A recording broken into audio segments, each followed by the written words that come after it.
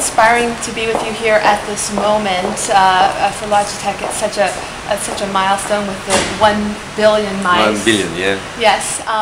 How do you feel being here at the dawn of computing, the culmination of this demo here for Logitech? You know, I think it's what Doug has launched was something unique in the world, and 40 years of an invention impacted the whole world. Nowadays everyone is using a mouse, everyone is using Windows. The hypertext he invented at the basis of what is the internet today was absolutely key and wonderful. Not to say that he's a unique person. I mean, if you know him, it's so sweet, so deep, and it's a privilege.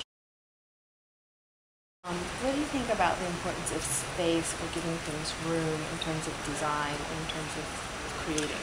Well, I think that again, it just takes the word open architecture. The open architecture is the only one which survived. If you take at our time, you had people in the first high-level research machine like Apollo computer. It was a closed system, and they died. Sun Microsystem on the other side was able to survive and to grow. And if you look at all those companies who have been embracing a global world, it's an open world. Certainly, that's the one who succeeded. Maybe Apple is a special example, but still, that's always in an exception somehow. Your advertising really captivates people. You showed some of your iconic images from your different campaigns. Sometimes they ruffle feathers, sometimes they push the envelope.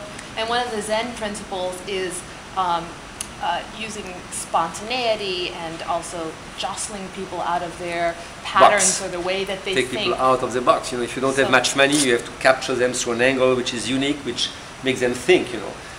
The first advertisement of Steve Jobs when he came back was think different. You have to be different, and I think that it's clearly what we have tried to capture ourselves, being still a small company and having to make the most of every dollar and surprising people. If you don't surprise them, you don't get anything. It's just plain advertisement dollar. Then you can't engage them on a deep, on a profound level. And I love the photo of the early roots in the farm. In Swiss culture, you're talking about the starting out in the farm, and then how we have started out in so many famous garages here in Silicon Valley. But actually, we're right now on the Stanford campus, which is known as the farm. Yes, and absolutely. So it's an interesting parallel. What do you think about the idea of farm culture and nurturing ideas, and what some of the parallels are there? Well, I would say that the nurturing idea is a great one, because clearly you get more people in just one. At least in Switzerland we don't have as many garages as you have here, and not as many farms as you have garages here. So people get together, and we have larger building, and you have the stimulation which does exist, which is cool. These sort of small incubators which are outside in the countryside, because basically it's too expensive for a small company to start in the city.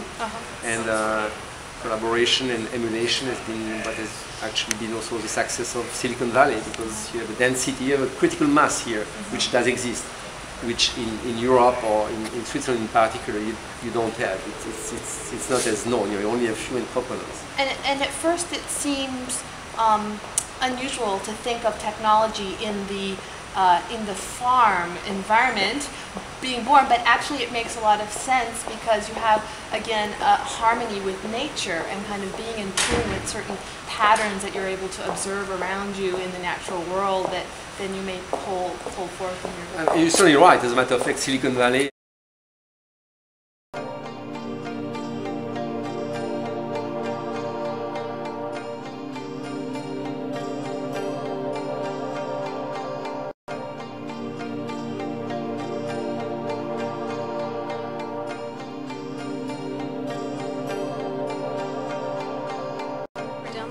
Yeah, I don't know, just frame it. So